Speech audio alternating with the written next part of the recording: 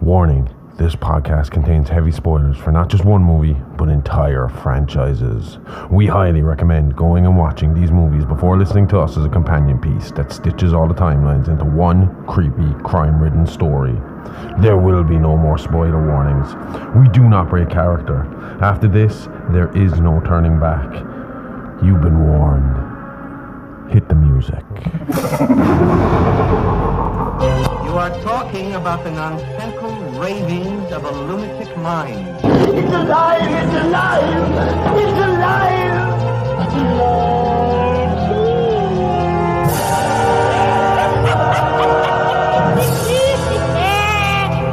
alive! It's alive! It's alive!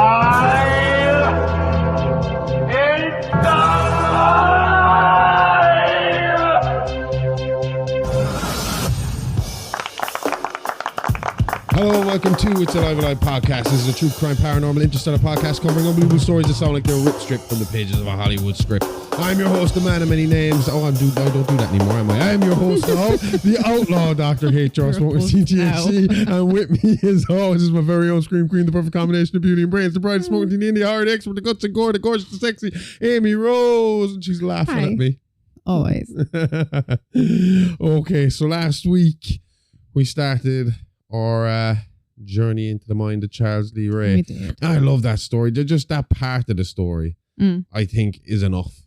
You can make a good movie out of that part of the story. You know, a good true crime podcast from that part of the story. What happens next is a little bit Decent movie from it. wilder, a little bit crazier. Okay. And it's a more, well, if you're to believe what goes on, it's more coincidence and maybe follow you do kind of stuff again. Do you believe what went on?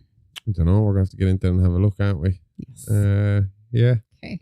Gonna crack on? So, last week we focused on the factual biography of the notorious serial killer Charles Lee Ray, from his early cuts all the way up to his own fiery death in a toy store in downtown Chicago, Illinois. And that toy store would be the catalyst for what is about to happen in our story today. I mean, growing up, we all heard some form of the story of Andy Barclay and his good guy doll.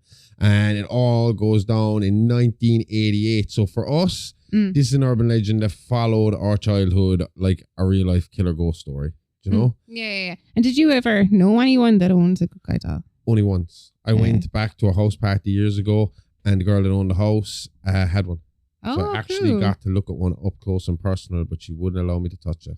Story of my life. I was thinking that maybe we should take a look at the history of these dolls before we go into the Barclay case, because the doll's origin is just as tragic as the legacy that would follow the toy from 1988 onwards. So the Good Guy doll was created in 1987 by a man by the name of Wendell Wilkins, with the doll being modelled on his late son, Tommy, who was murdered in a random stabbing attack in a shopping centre in 1983. The 80s sound crazy. Oh, yeah. A mentally ill man by the name of Michael Gregory attacked young Tommy, saying a voice in his head said the boy was walking in a wrong place and he had to show him he was wrong. I don't know what the fuck that means. Okay. This guy had a long history of mental issues, and his father was even trying to have him institutionalized, you know, at the time, and it wasn't his first time trying to get him locked up. So Yeah. take that what you will. So Wendell, who had been out for lunch with his young son, was paying the bill while Tommy window shopped around the mall just outside the restaurant. Wendell claimed in court to have just taken his eye off Tommy for a second so he could pull the right amount of cash out of his wallet to pay the bill. And once he looked back up, he saw a man with long, dirty hair and wearing shabby jeans and an old raincoat was kneeling over his now grounded son. Wilkins ran outside and scared the man away, but unfortunately, the damage had been done. Wendell tried to give his mouth son to son. His son mouth to mouth. Hand. I mean, this probably is why it didn't work. I mean, you don't give the mouth son to son. It's a terrible idea. Take my son. His Save son yourself. mouth to mouth. But it was fruitless, as the 5-year-old had sustained deep stab wounds to his throat, chest, and abdomen and died shortly thereafter. It's good that we can make jokes in times like this. Oh, it's terrible. I realised what was coming after that. Oh. Gregory was arrested later at his parents' home after a brief trial, but was found not guilty by reason of mental disease and he has spent his life in hospital since. Apparently, Gregory's been working hard to get back out with motions to have him released back into society, denied by the courts in 2011 and 2014. And that's about all I can find about the guy. I don't know if he ever did get out or not because there's nothing else about him online. It just goes cold there. Do you know what's scary there, though? I remember as a kid, when your parents would do anything in a shop, especially in a shopping centre like that, if your parents were doing the shopping or they were paying for something or they were talking to a friend, like my mother couldn't get from one end of the shop to the other end of the shop. You couldn't get to the tills and back without my mother having like 20 conversations that last 20 minutes each. So you just be going crazy. So all you did as a kid was roam and you know, start window shop. Doing your own thing. That's it, window shopping and playing around the area, like, you know what I mean? And that's scary that in that amount of time, like that quick, someone could jump on you and absolutely. You know? Yeah. Devastated, the popular doll maker retreated to his luxury mansion where he became a bit of a recluse, spending all his time working on new dolls while socializing only with his prototypes, which he kept spread all around his home. Very reminiscent of Hedwig von Strum, who we covered last year in episode 26 of the show. She also liked to make dolls, and after her husband's death, became a recluse doll maker, although she was in no way popular, and her dolls were generally for personal use and not for sale. I swear, officer, it's for personal use, man. Well, I mean, you wouldn't want to be telling the officers that in her story because she was dropping these things off everywhere there was a dead body. So, yep. The good guy doll was Wilkins' masterpiece, and in a way his coping mechanism to deal with his son's death. Made in his image, the doll stood at 29 inches tall with messy red hair. It had a cute freckled face and wore denim dungarees with a long sleeve rainbow pattern t-shirt underneath and red sneakers with rainbow laces to finish him off. Designed to be your friend to the end, the good guy was designed to turn its head, blink, and could utter a number of phrases which were voice activated. The doll even came with different names, and over 50 names were recorded, with the most common being Billy, Paulie, Larry, Oscar, Charlie, and of course, Tommy. So, do you think he had a Tommy one? Wendell Wilkins. Do you think he spoke that like it was his son? I don't know. Do you see, like, I actually have the phrases here and I'll tell you them in a minute. But do you see online all those, because you can do that now, can't you? You can just genuinely get a baby doll made in the image of your dead child, like. Yeah. And some of them are very lifelike. You say they give them to dementia patients and stuff like that. Alzheimer patients, yeah. I have said that. I've said that to you on more than one occasion. That like if you're fine and I get dementia, just give me a baby. Like I know, genuinely, I know that I'd be sacrifice the baby to Amy. No, not a baby, a baby doll. Baby. How did you get her out of her dementia? You don't want to know. Anyway, the good guy dolls could say 3 phrases.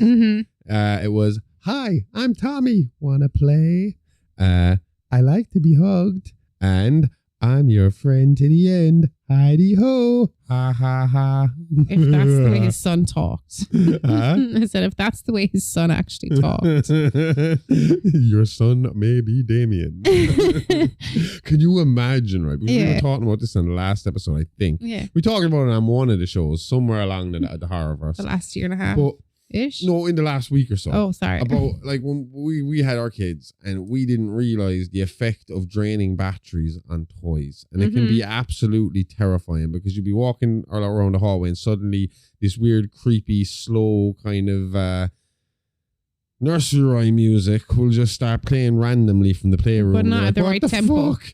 And sometimes it's quicker and sometimes it's louder and sometimes it's more powerful, which is weird because it's running out of battery. So realistically, and sometimes it's fucking turned off. Oh yeah, and then just keep going and keep going and keep going. Yeah. That shit scares the shit out of you. And you're imagine having one of these things and they're all, "Hi, I'm Tommy, wanna play." It's one of those things that when there's somebody, even if it's just somebody in bed in the house, it's fine. But if there's nobody else at home with me, I'm not able to rationalize it enough to not scare the shit out of myself.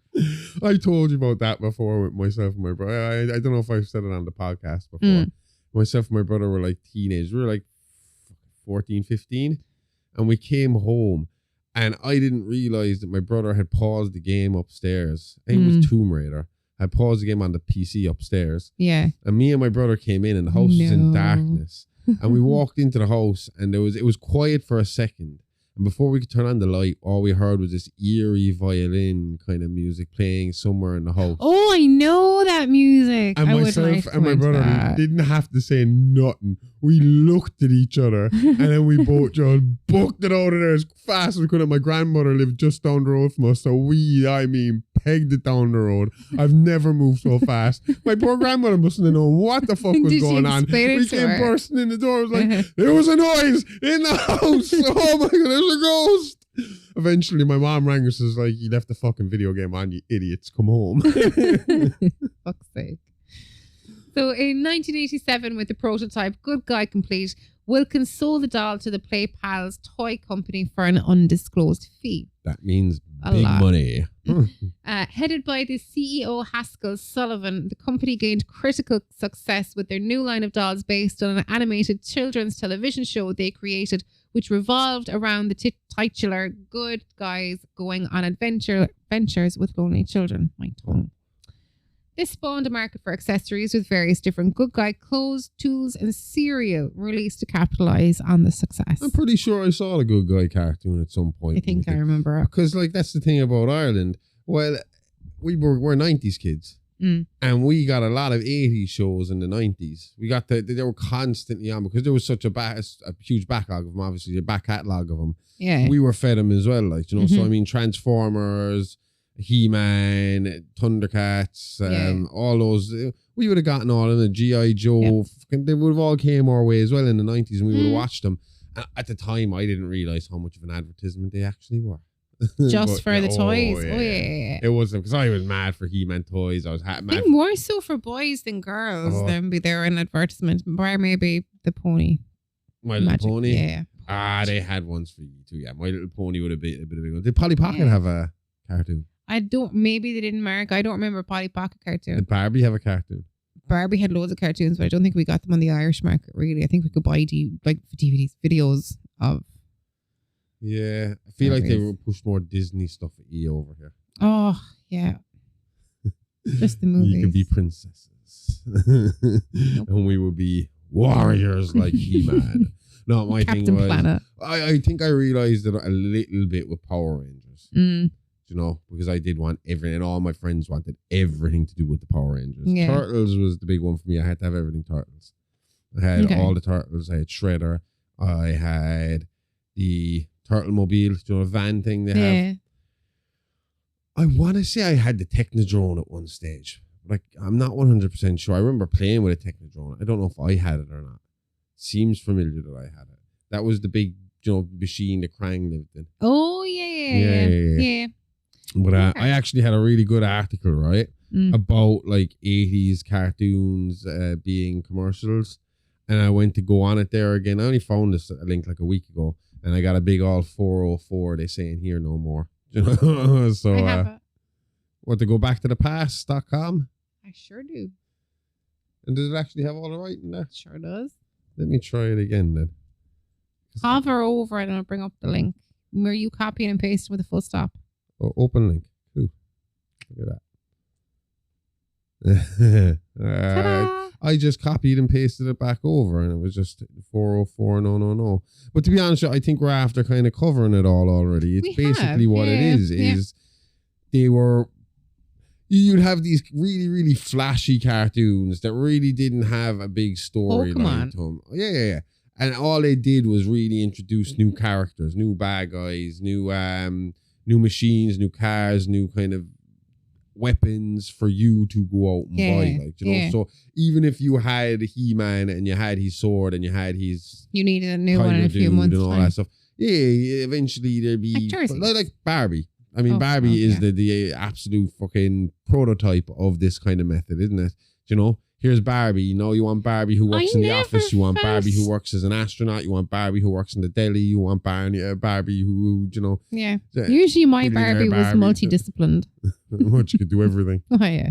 But you'd want the clothes to match what she was doing. That's true. She had a Jeep. You'd have Barbie's Jeep, Barbie's Porsche, Barbie's BMW, Barbie's... Huh? She had a horse. I had a horse. All the houses for Barbie. Barbie lives a good life. Like, for someone that they complain a lot about, she's got it good. She's got it decent. Yep. That's why Barbie Land in the movie looked amazing. Is there a Barbie Land in real life? No? Oh no, this is where the Barbies. No, I thought go. they might have a theme park somewhere. Oh, maybe. Probably do. I feel like Japan probably does have a Barbie land. They got the Nintendo land. I want to go there. Market opening, Josh. We'll go there around Barbie the time land Wrestle in Kingdom is Dublin. on, and we can watch Wrestle Kingdom too. Okay, cool. Awesome. So, with a highly successful marketing campaign in place and production of the Good Guy dolls in full swing, it seemed like PlayPal toys were on to a winner.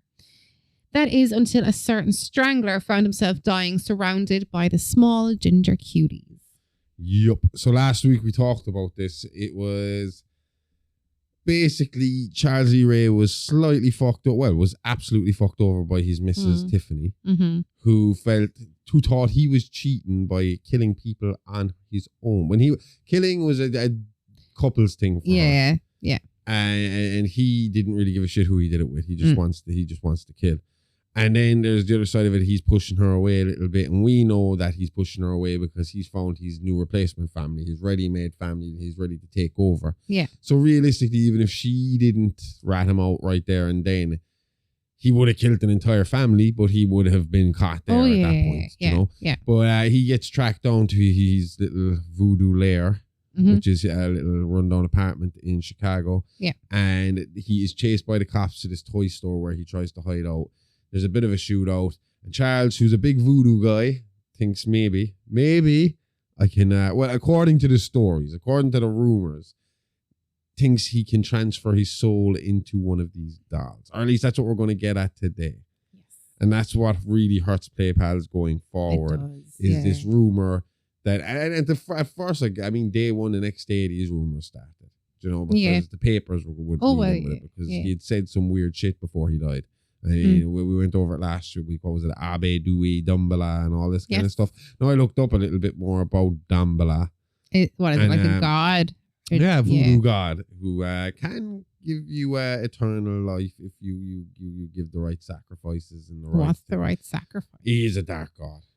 Oh. There is a lot of murder involved, which would explain why Charles would gravitate to this. Okay. Because his ultimate goal was to live forever. Okay. So then, like I said, this rumor gets started almost instantly through the media, joking. It's like tabloid take pieces, you know? Okay. And satire and all this kind of stuff. These cartoons that will pop up. And that's basically how it starts off. Yes. So it's not a good, even though you got this PlayPal's marketing campaign going full swing, this bad PR is a fucking pain in the ass for them straight off the bat. Absolutely. Yeah.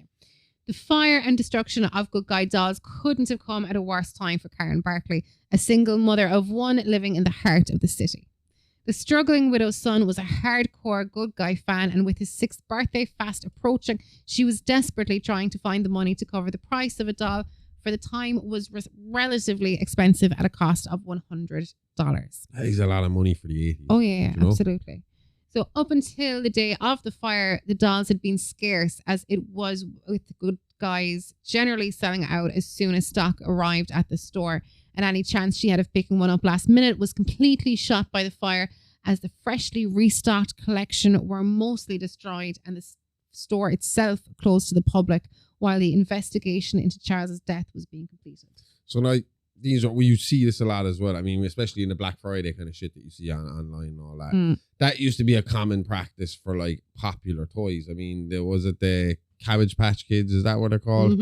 They were another one that was a big one. I imagine there was a lot of it for the Pokemon craze as well. Oh, absolutely. So like with these Good Guy dolls, as soon as they hit the store, they're rather already sold out because they've been pre-sold. You know, people have them on layaway and all this kind of stuff. Like the Nintendo Wii that time. Yeah. So you'd be on a waiting list to get them.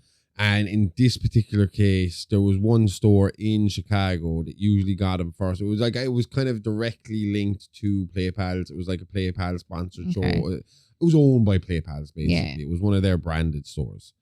And the point was that they did get the stock first. Always. So all the stock that had just come out of the factory went into this store, you know, and there was nothing else around the place. I've looked this up. It's crazy how quick this stuff sold out. And it wasn't just Chucky dolls, I'm calling them now already because of the fucking habit of this fucking urban legend, but Good Guy dolls.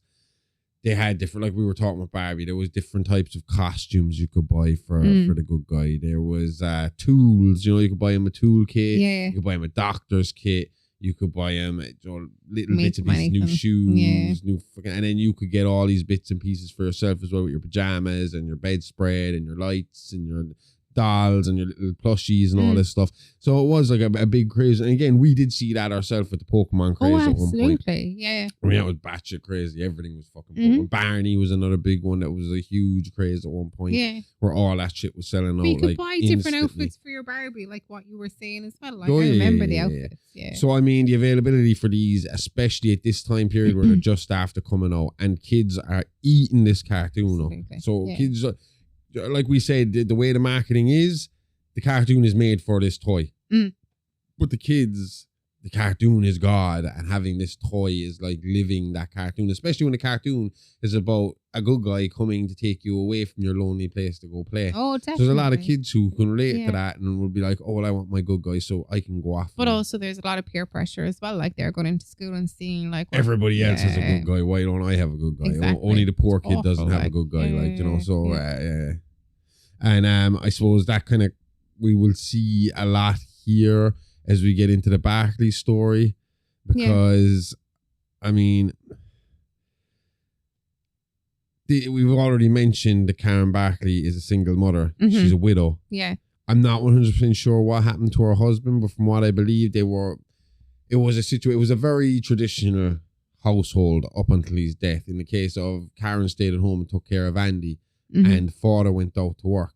I believe his name was Tom. Okay. Yeah. And he would go to work. She would stay at home with Andy, and then suddenly Tom gets sick. Tom dies. Oh, I didn't know And he was Tom is sick. gone. Okay. And it's a very quick killing. It was one of the, I can't remember. I can't specifically say. I'm pretty sure it was some sort of cancer, but it was a very quick, like, got it 3 weeks later, gone. Okay. Do you know? Yeah. So they're left alone. They're grieving. They're trying to figure out what to do with their, like, how they're going to survive. And Karen picks up a job working in a department store, and she's got to try and make ends meet. Obviously, Andy is only 6 years, so he's only about, he was 4 or 5 when his father passed. You can imagine what that would do to your development. Yeah. Especially in a big city where you're probably, they're living in an apartment. So, I mean, I have to imagine, like, Socially, he probably wasn't really developed. as a single child in an apartment, especially in Chicago, where maybe it might be dangerous for, well, I would imagine it is dangerous for a 4 or 5-year-old to be roaming the apartment halls on his own. So, I mean, where do they find kids to play with and all that stuff? How do you socialise them? Bring them down to school. Well, and again, I suppose you're socialising with your parents. You're in a small environment. I have to assume that the family bond has to be closer. Oh, definitely. While Andy's up and around the place, you're going to be playing with your dad while your mom's making the dinner, especially in a traditional household of that era in the 80s, you know? Yeah. So, I mean, he's missing that connection again in the evenings to talk to his father and play with his father and have someone to roughhouse with. And obviously, this person you look up to is gone. You know, one minute they're there, next minute they're gone, and you're here on your own with your mom. Didn't really have like a male role model after. No. And then at that age, how much do you have to start worrying? Well, I saw how quick my dad went. Well, what if my mom goes? And I assume you get very attached. And I'd have assumed they'd get very attached to the mother and the leftover parent in that situation, you know. And it was kind of reflective. He was a quiet kid. It wasn't very bad. He was just a bit kind of reserved, and it wasn't like they were sending him for therapy. Yeah. But what do they say when they gotta get you checked for stuff? We have to send you for an evaluation. Yeah. It's not like he was getting sent for stuff like that. It was just a case of he's a little reserved. He's grieving. It's still early on, but there was plenty of time for Andy to develop and become a normal child. Is the way they'd look at it. Yeah. So at this point, he is turning 6. Yes? Yes, he is turning 6. And from what he has said himself, on this birthday, this is the birthday where he does end up getting a good guy, but at this point, on the morning of his birthday, his mother lets him down. Well, he doesn't mean to say it like this, but it's terrible to say it, but in his eyes as a 6-year-old, his mother lets him down, and instead of getting a good guy doll, what's he get? He gets one of the tool set accessories. Oh, yeah. And it's just a case of, I think the way I think it was written or the way it was put to me, it was a case that these good guy dolls were like, again, very fresh, very new, hard to get. And he had kind of, we've seen our own kids do it, right? Oh, yeah. This shit of like a week before Christmas or a week before a birthday, and it's be like, I'm going getting this now. And it's like, hold up. What the fuck do you mean you're getting this? That's what I wrote in my letter. It was the day before Christmas Eve this year when one of them says, oh yeah, I've asked Santa for this as well. But I mean, you see this, so I mean, apparently he pulled this kind of shit and he wasn't too happy then with it. And again, as a mother in this, this kind of situation, you don't want to be the one to let your kids you want to try and give them extra, exactly. to make up for the you don't want to over spoil them, but at the same time you need to, but like, you want to make that day for them, like make it memorable, special, make it that they're the only one, like. And she could see this, but there was nothing she could do. I mean, obviously, look, you and me have been in situations where money can get tight, and you just got to try and make the best of what you can do, And she's in a very, very tight situation here, where she's working a pretty much minimum wage job. Yes, yeah. In a an expensive city, and she's trying to bring up her kid as best she can. So she is working. A lot of pressure. Yeah. Where was it again? It was Carson, Pyre, Scott and Co. That is the name of the department store she worked at. She worked at, I think it was the jewelry department. Yes, she worked in the jewelry department. You could call it CPS. No, this is the start of our really weird story, where things start to get a bit strange. How she comes into contact with this good guy doll. Yeah.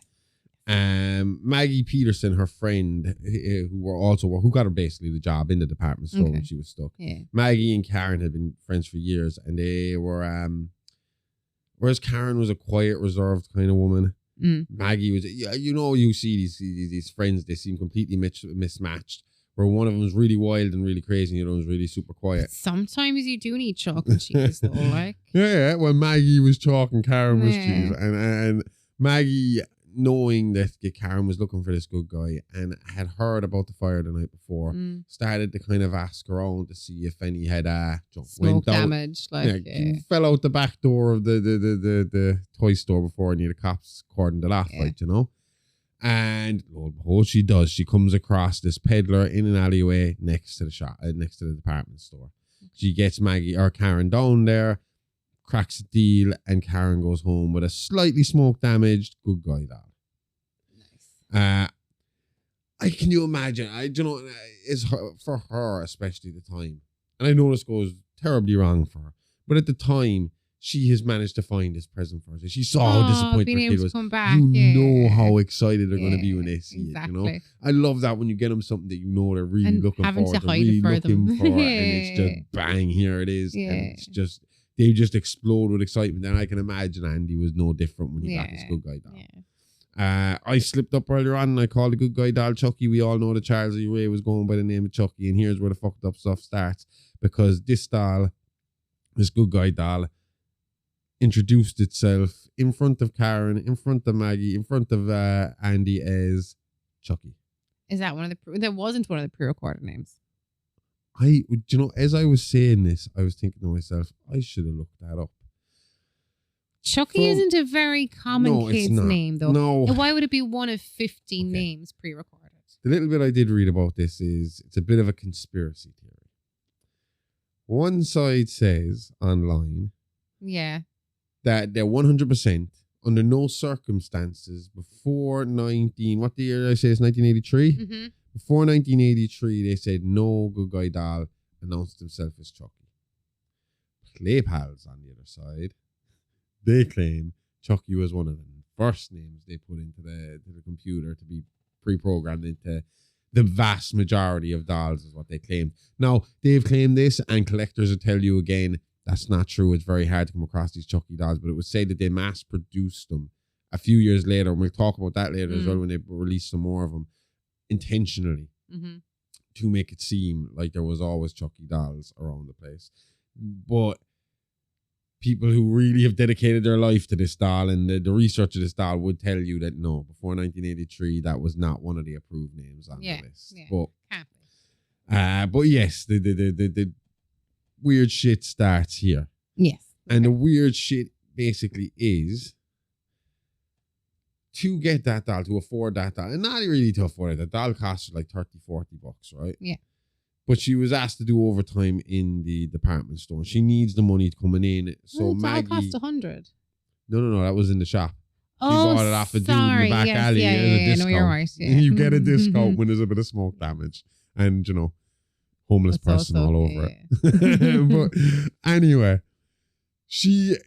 Maggie, seeing that the Karen is under pressure, she offers to take care of Andy for the night and allow her to get her overtime in so that she can basically pay a few bills. And you know that feeling of paying a few bills. It's just a bit of pressure gone. Yeah, you can relax a little bit.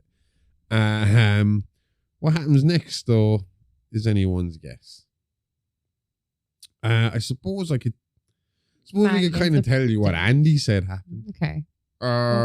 Will I tell you what The the police... hard Hang on. facts first. So what the police say happened first. yeah. It would appear that sometime at around maybe 9 o'clock. It was around the time of the news, so it must have been 6 or 9. It must have been on the hour. I'll find that out for sure in a minute. Maggie Peterson fell from the Barclay apartment. They didn't have a balcony. 3 or 4 stories down and hit a roof of a car. No balcony. She slipped inside and went out the window. Through the window. Through a closed window. Uh-huh. She must have slipped with a lot of force. Yes. No, there was some suspicion in the police report. Yeah.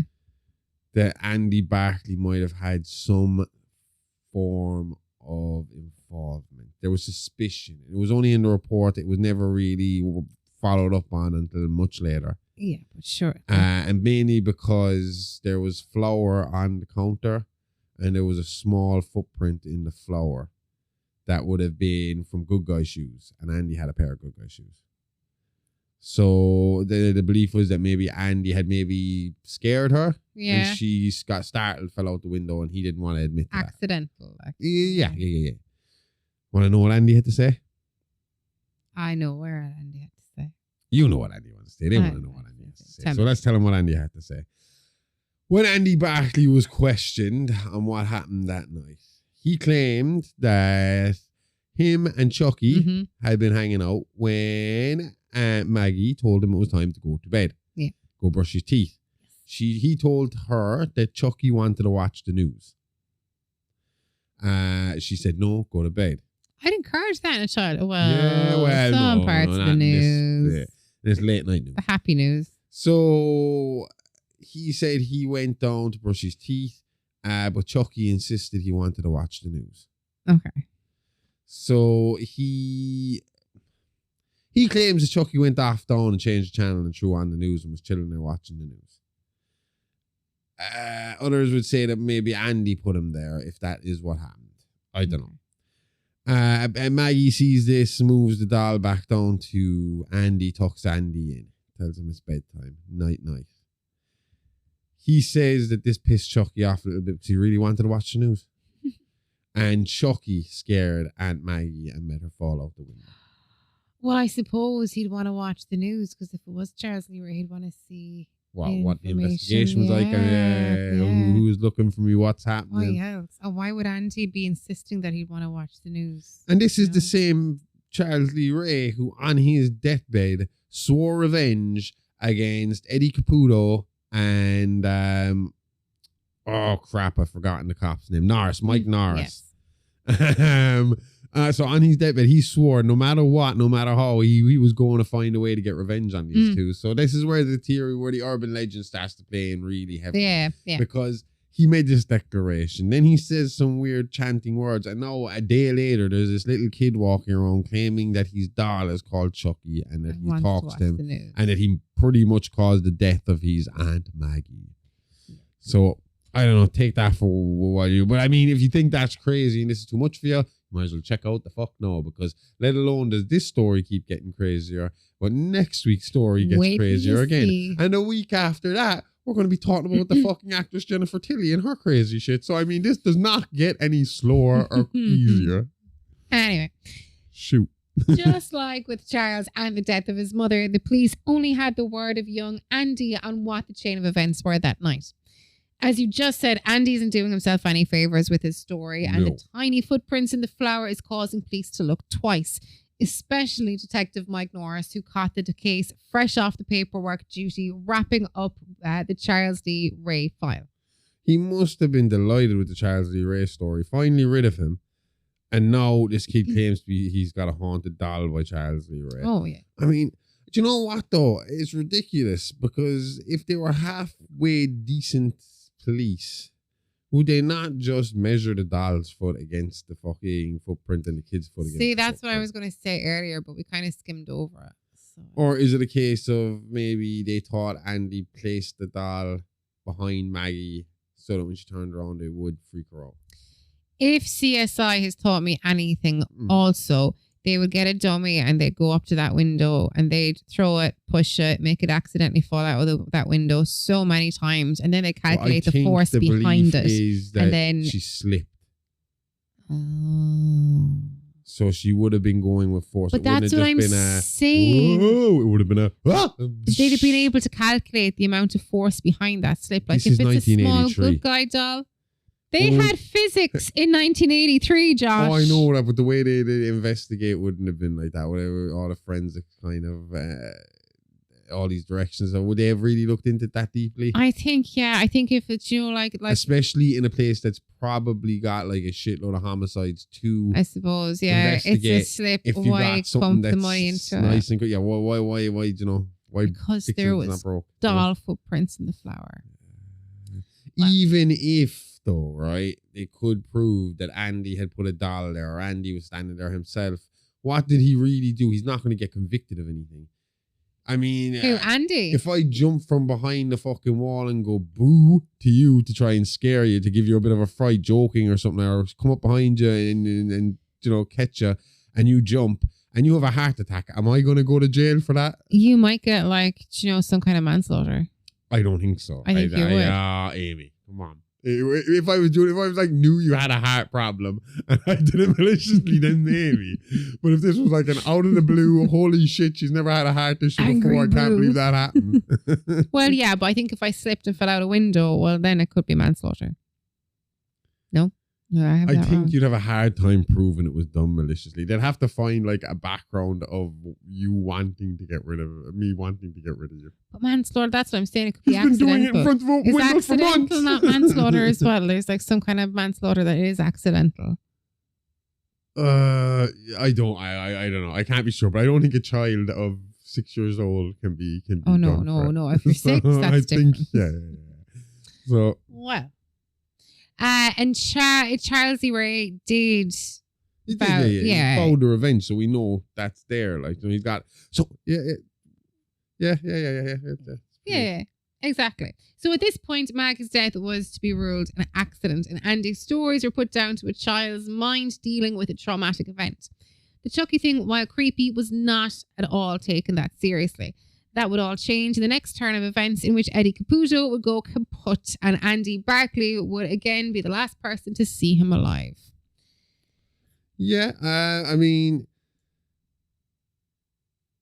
yeah, that's it.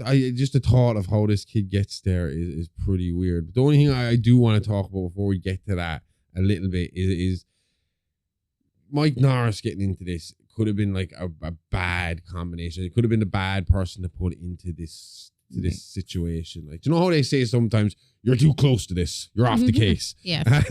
Norris is too close to this. I mean, especially as soon as Charles D. Ray's name came up again, he should have been pulled out. This is the guy that shot Charles D. Ray, who killed Charles D. Ray. Yeah. And now he's in a case again, and he's someone who had an obsession about the Lakeshore Strangler all the way up to finding out it was Charles D. Ray. Like, you see there in some cases, I think especially it happened with the Golden State Killer, Joe D'Angelo. Yeah. Where he had we talked about it before, how he had 3 different aliases over a long period of time, where he was the Visalia ransacker, the East Area rapist, the original Night Stalker, and then all wrapped together, he's the Golden State Killer. But for years, he got those different aliases because so many cops disagreed with it all being one person. Yeah. Do you know? So there was constantly this, no, that was the Visalia ransacker. This one was the Hysteria rapist. No, this one was the original Night Stalker. It's like, they're all in one person. And this is what was happening in Chicago at the time with the Lakeshore Strangler. Because of the way, like we said last week, because of the way Charles constantly varied his method of killing. Do you know? He wasn't one of these killers who just stuck to one goal. He had different MOs depending on his company. Yeah. So if it was him and Eddie Caputo, it was all business, you know? And that's where the Strangler thing came in, because to go in there hacking and slashing is no good when you're trying to keep a low profile, get money out, get jewels and money out, jewelry and money out of the house. You don't want to fucking leave a bloody footprint on the way out. So that's where he started strangling. And because they were the higher profile kills, they were the famous socialites and elites of Chicago. They're the ones people were paying attention to. So they all get lumped into one big group as being the Lakeshore Strangler. Yeah. And at the same time, Charles is running around killing in this lustful kind of sexual way with Tiffany. Kind of passionate. Yeah. He's also going around killing people for his own fucking pleasure in a slightly different manner to the way he does it with Tiffany. So in Cop's eyes, that's two different cases again. And all at the same time, there's like dead fucking pizza guys showing up left, right, and fucking center because they used to do that too. So the two cops in Chicago who are so used to seeing all this different homicide come at them all the time, they're not fitting all these stories together. Norris is looking and he's like, well, this kind of connects to this. This kind of connects. The only thing he couldn't figure out, he kind of put it together that the solo Charles Lee Ray kills and the Tiffany Charles Lee Ray kills were probably joined up. Yeah. He had kind of put it together at the pizza guy fucking stuff, because there was 2 or 3 pizza guys. Yeah. That was related to them too, because their descriptions kept showing up. Yeah. The only thing that would led him to believe the Charles Lee Ray was, or the Lakeshore Strangler and these bloody homicides were the same, was that Eddie Caputo had been under investigation for a little while. And while he was being under surveillance, he was seen talking to Charles. And then he was also seen by a witness, someone matching his description was seen at one of the Lakeshore Strangler murders. Yeah. So Norris at the time actually believed Caputo was the Lakeshore Strangler for a long while. Yeah, he did. And it was only because of seeing him come and go to Charles and Tiffany's that he started to kind of put things together of, right, well, this dude's on his own most of the time. So these sexual killings that seem like they're done by 2 people, they couldn't be done by him, you know? Yeah, yeah. But yeah, so I mean, look, that's he was obsessed with this. He was looking to try and nail the Lakeshore Strangler and put all those pieces together long before any of the rest of the cops are doing it. And you see that so often back in that time.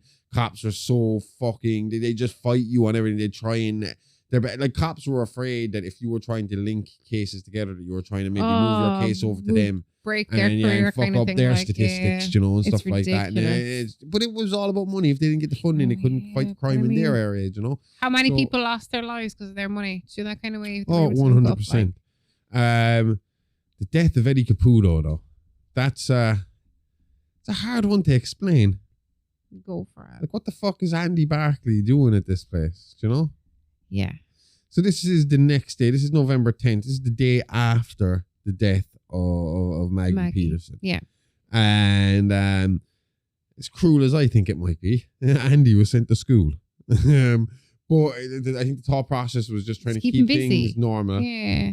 Try and keep his mind off it. Plus, Maggie didn't really have much family in the city. So Karen actually had to go and take care of some bits and pieces and get in contact with family and stuff like that on her behalf. Yeah.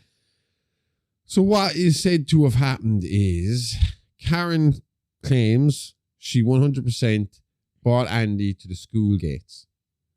Andy walked towards the school. He did bring his good guy doll to school, and she thought it was no problem because, you know, he needed something to cope, and it might be good to have this to comfort him for the day. Yeah. The school claims Andy did not check in at all that day. First roll call, Andy Barclay not in. There. Do you know? What we believe happened, what Andy says happened, is that Chucky told him they needed to go on a little field trip. Okay. And he alone, well, not alone, he had a haunted killer doll with him, went on the subway to the address that there's no way Andy could have known this address. Okay. This is the fucked up thing, right? Yeah. Nobody knew this address. Eddie Caputo was hiding out in this place. It was a hideout. If you And knew, when if you you knew ask the address, Andy, he'll tell you Chucky gave it to him. Yeah. Yeah. So Andy is at the site of Eddie Caputo's death, but Eddie Caputo's death is ruled an accident. Because Andy scared him when he got a No, it was a gas leak. Ah. They believe that. See, the first report said that Andy did startle him, and that he shot his gun off, without realizing that he had the gas oven on. Oh boy! And that set off an explosion, killing Eddie Caputo. Mm-hmm. But if Andy had been in the house He to would- scare him or to open the door to startle him, he would have died too. But Andy was found blown just beyond it. Like, he was outside. He was out in the yard when the explosion But he had no happened. burns or anything like that. No. He had a few bruises from being blown back by the blast. Yeah. But nothing to speak of. According to Andy, he left Chucky alone for a minute. He went to have a look around like the kind of outside of the house. Mm. And when he came back, Chucky was running at him. And they both got blown away by the explosion. Okay, and was Chucky damaged? A bit of soot. Bit of kind of, soot marks, kind of black. Kind of looked like a cartoon. It just got shot at or something like that. It was like nothing major. So do you think he was closer to the blast? So if all Andy had was bruises, but he had soot on them? I don't know. That's kind of up to you to decide. That's the thing about this story. We'll talk about it again soon, but the killer doll shit seems almost plausible up against the other stuff that they're saying. To think of how this would work without a haunted doll would take a lot of work on behalf of Karen and Andy. And it would take other witnesses stretching the truth a little bit too. It would take a lot for this not to, I don't know. Because again, then we've talked about Folie à Deux before. And that kind of, you see this thing of like, two people sharing this psychosis. And then we've talked about mass fucking madness, like that dancing plague that happened before. Yeah. And you can have this mass psychosis. So I don't know. It's really confusing because as we go on, more and more people subscribe to this shit. And it's almost like a cult of Chucky by the time we're fucking into it. Everybody's seeing this doll everywhere doing things. Yeah. But I guess, again, that is the nature of urban legends, isn't it? Do you know? Oh, definitely. I mean, remember when fucking It came out and suddenly there was like evil clowns walking out of every fucking woods in the fucking world. It was crazy. I wonder, was that clever marketing? Could have been. Well, like when they had the smile, people smiling all over the place on football games and stuff like that. Absolutely. We're not going to drop a whole load of those clowns everywhere. They have to be different looking. No, this was seen as a full-on meltdown by Andy. Because obviously, once the explosion happened, the cops were coming in. Oh, yeah.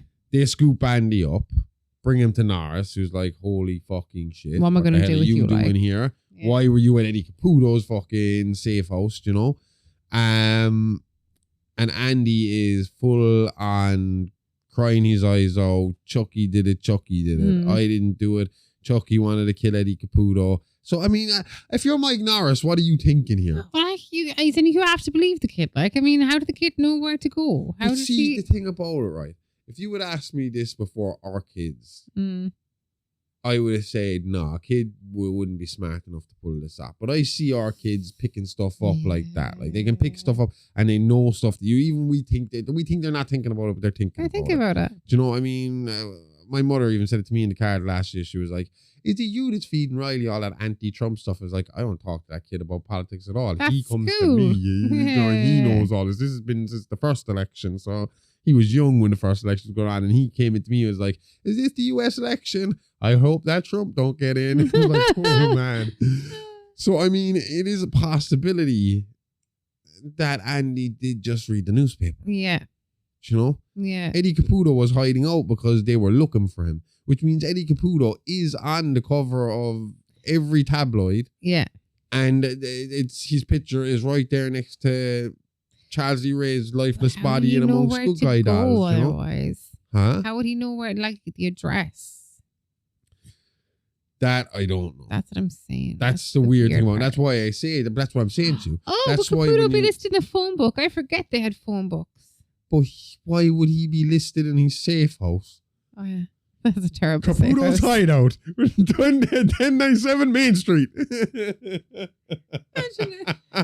It's like an Acme phone book. Caputo's hideout. Here's the secret knock. If you're a cop, don't learn this.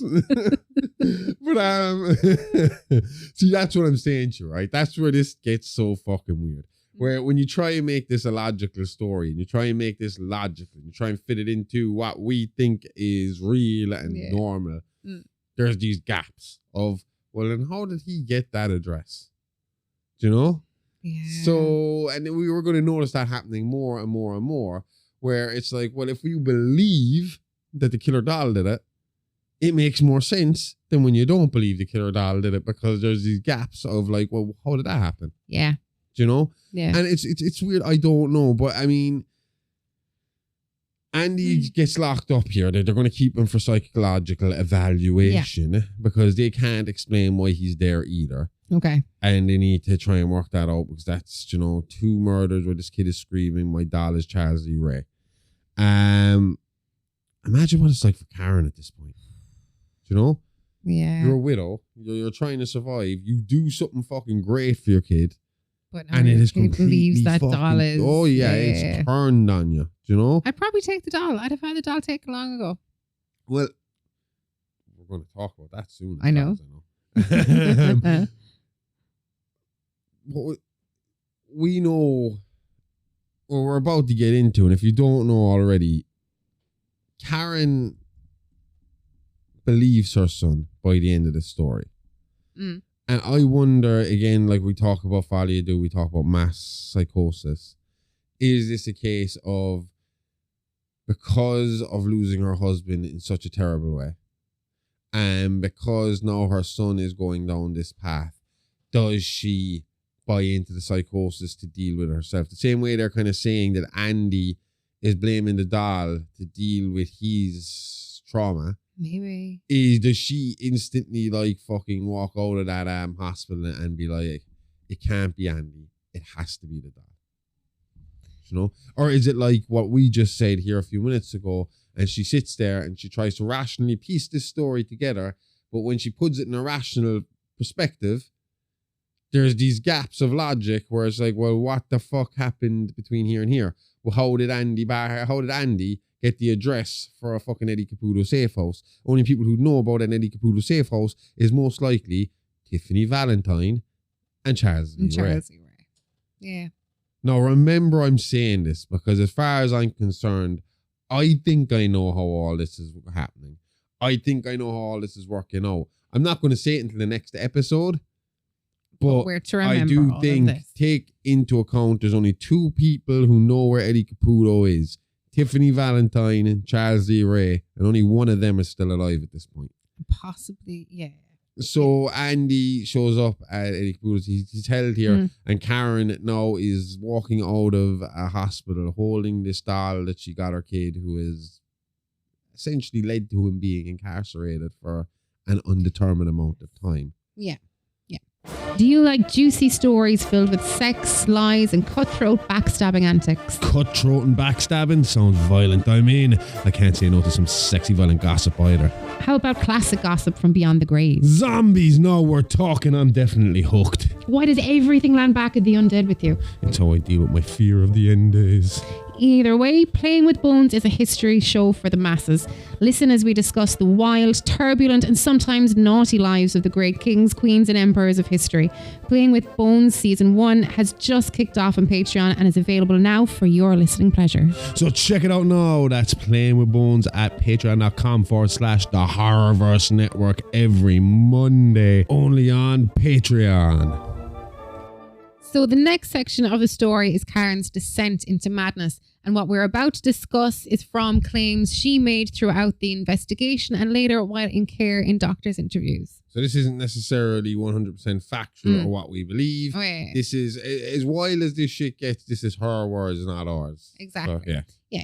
So if Karen is to be believed, after she left Andy at the hospital, she returned home, Chucky by her side. At this point, she says she didn't believe the doll was sentient, but like anybody in her position, you just got to make sure. Otherwise, the doubt would drive you crazy, especially when your child's health and future depends on it. The feelings, she said, was only exacerbated when she went to move the large good guy box the doll came in to the bins, sick of seeing a reminder of her son's current situation and the loss of her closest friend. Do you know what I was thinking during the week? And I was going to ask you, but there's no need to ask you because I know how you'd react, right? And I was thinking, if one of the kids came down and said to us, my doll is talking to me upstairs. I know, right?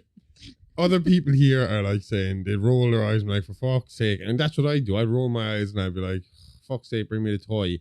And then I'd move my eyes from my child over to Amy, who will be wide-eyed looking at me like this, just... And I'd be like, no. No. If I wasn't home, you'd be ringing me, telling me that this doll was alive and I needed to come home to check on it. I would not. I am not that bad. I slept a whole night here on my own after our child said he could see something behind the couch staring at him. And you were working nights that night. So we're just talking about her losing her friend, and that must be the kicker in these situations, right? Because we've talked about it time and time again about these people who are going through like a serial killer who kind of attaches himself to one person and starts picking off people around that one person. And we see it as a trend over and over and over and over again. Like, so you lose a friend or a family member, but the drama isn't over. You're forced to focus on the situation in front of you. So grief takes a back seat. You imagine you just put a pin in the drama. Just for that night, if nothing else. And suddenly you remember you have a friend to grieve for. Like, you know, once it's all over and you finally get this time to settle down, you're like, shit. Outside of everything else, I got to go to my best friend's funeral. Like, you know, and my son is fucking now locked up in here. It's like, how do you process all this kind of shit? Like, you know? Yeah. Well, Karen's night is only beginning and the drama is far from over. Ooh. So Karen said as she moved the box, a set of Good Guy branded batteries fell from the box. The good old days when batteries were included. In this case, they even give a spare. So, I mean, that's not bad. Not a spare, according to Karen. I know this story. Yeah. So Karen's account of what happened next is, again, crazy. Well, I'm going to give it to her words because we weren't there. No one else is there. This is what she says happened. Okay? Yeah. Now, we have no real way of explaining this. The only way I could explain this is just psychosis of a complete trauma. Shock. PTSD, everything's going wrong. World is falling apart. My best friend's dead. My husband's dead. My best friend's dead. And my son is fucking locked up. And he might have something to do with my best friend's death. And he was present for a fucking serial killing fucking thief dying as well. So all that compounded into one night or two nights. It's probably, and on top of this, you know that locally there was a serial killer who died, and now your son is claiming the serial killers in this style. Your brain has got to just be frazzled. You can't possibly cope. So she says when she saw the batteries hit the floor, that's when she said it just ice cold just went through her veins. Yeah. Everything inside her turned cold. She was like, no way. Like, the kid has been telling me this doll is moving and talking and doing what it does on its own. No, the batteries that come with the doll are in front of me, and that doll is still fucking... So obviously my son is telling the truth. Hi, I'm Chucky. Wanna play? Still See, going. that's the only time it would freak me out is if the batteries were out of stuff. Yeah. So according to Karen, she went to the doll. She picked it up. She turned it around. Opened the battery pack. And what do you think she saw? No batteries. No batteries. She said at this point, the doll's head spun around and said, hi, I'm Chucky. Wanna play? She dropped the doll. The doll rolls under the couch. She then says she went down. She built up the nerve to go down, reach under the couch, and pull the doll back. Oh, would you put your hand under the couch? Not a fucking hope. Once it's under there, it's staying under there. She said then she got she picked up the doll, shook it about a bit, and like you would if you were in the situation. If this is a real, up until this point, this all seems logical reactions to a situation. She said she shook the shit out of the doll and demanded it to talk. Smacked it around a little bit. Give it a bit of a bitch slap. A bit of, I talk thought to me. the logical thing would be to just swing it by the ankle into the wall and it's done. Should have used fucking Guantanamo fucking style. Get the car battery out and then and Chucky's Ooh, that's what you're going to do. Talk or the nuts. Get it. Did the good guy dolls, were they Anatomically correct? I don't believe so. Okay, well. Anyway, she says at this point she got the great idea of setting the doll on fire. Which is a good idea if you're when in doubt. Set it on fire. She has like one of these gas fireplaces, so she went over to. She was just getting out the matches to light this thing up, and according to her, the doll came to full life. Started spewing obscenities at her. Bitch, cunt, fuck you. I'm gonna fuck you up. You bitch, you whore. All this kind of shit. Okay. And she is panicking and fighting for her life with this doll, according to Karen. She said there's a bit of a scuffle. The doll gets fucked across the room and bolts from the house, leaving her alone. Yeah. No. I don't know. I mean, look, if you see, there's two schools of thought here. There's one I keep going down of maybe it's just the pressure is finally but getting like whatever to her. about it running away, but there's no defense for the none of those words were obviously pre-recorded, or could you hack dolls back then? No. See, this is what I'm saying, right? What I'm saying is your only two real excuses here. Your only two kind of two lines of thought here for me. Yeah. Would be this woman has lost her fucking marbles altogether. Or she's telling the truth. No. Oh. Or she wants to get her son out of trouble. So she tells everybody the doll is talking and that the child is telling the truth. Mothers have done a lot more, a lot less for a lot more for a lot less for the kids, Yeah. So, I mean, that's my kind of school of thought of it. She rather fits into this folly of do kind of thing, and her and her son truly believe this doll is possessed. Or she's trying to be a good mom. And she's just trying to save her son. Or the other option is she realizes her son is losing his mind, but she doesn't want to let go to the one bit of family she has left. She wants to get him out of trouble, like any mother would want to try and get their kid out of trouble. So she thinks the best way to do that is to try and convince everybody, yes, this doll is real. Yes, this doll is possessed by Charles D. Ray. Okay. And she goes about that by going to Detective Mike Norris. Now, see, this is, again, right? No matter what way I put this, is the only way to explain it. If we look at this as a logical story, there's so many coincidences that have to happen for this all to line up and be perfect. Some extra puppet master has to be at play here somewhere. Somebody has to be playing with these people in some method or manner, because Karen goes to Mike Norris, tells him her theory, tells him about the doll, tells him about the battle with the doll. And obviously, Norris thinks the same way I think. But he thinks more along the second line of thought that I'm thinking. This lady is telling me the doll is alive to try and get her son out of trouble. That's his thought process. Like, right, she knows that Andy's full of shit, but Andy's going to get in a lot of trouble. She's not going to get to see her son again for a long, long time.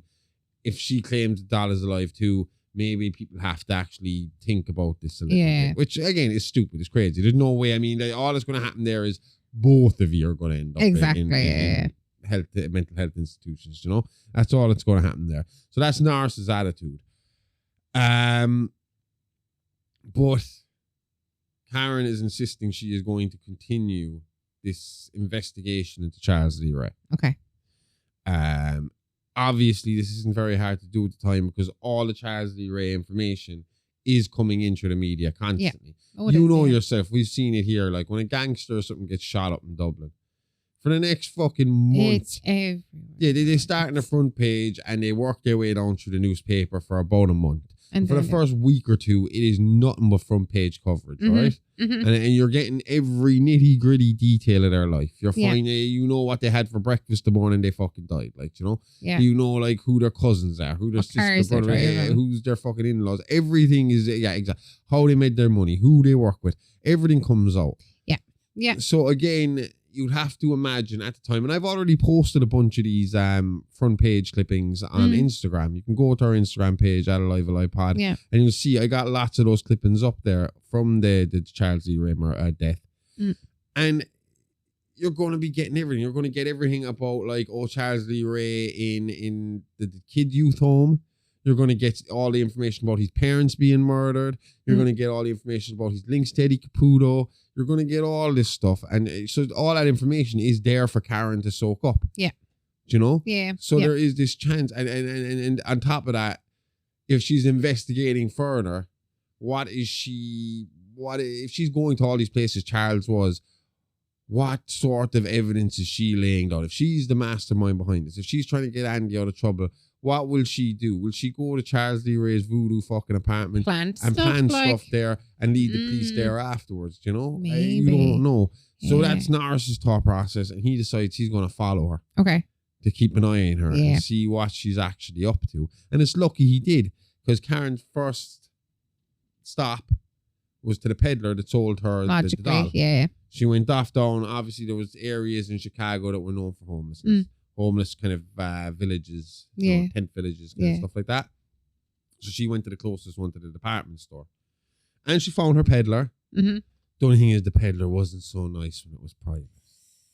And the peddler decided that since she was there, he could have a bit of fun with her. And we don't. I don't need to get. I don't need to tell you anymore. You know what he was planning to do with the poor lonely woman in an alleyway.